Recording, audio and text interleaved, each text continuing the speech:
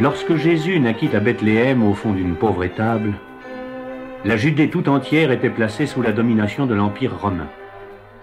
Jérusalem, comme Damas, Antioche, Palmyre, Tyr et Sidon, était une ville célèbre et convoitée. Le voyageur qui y accédait voyait soudain surgir au détour de la route le temple grandiose bâti de marbre blanc et rehaussé d'ornements de bronze, d'or et de jade.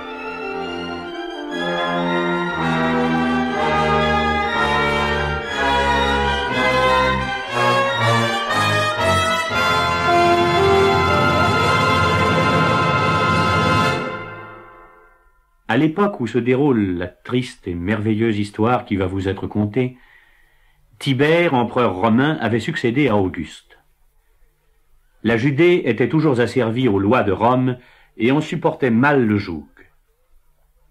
Le procurateur, sorte de gouverneur régnant sur la province de Palestine, était secondé dans sa tâche par un tribun, placé à la tête des légions romaines.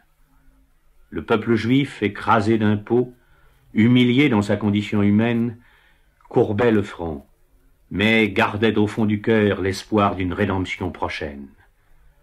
Les soldats romains étaient haïs, la révolte couvait sourde et menaçante. C'est alors que Rome décida d'envoyer en Judée un nouveau tribun. Jeune, vigoureux, intransigeant, imbu de la grandeur des idées romaines et de la force de l'Empire, Messala entra dans Jérusalem un matin de printemps pour prendre le commandement des légions désormais placées sous ses ordres. Messala n'avait pas encore 30 ans. Ce n'était pas la première fois qu'il venait dans ce pays. Il y avait passé toute son enfance quand son père y exerçait sa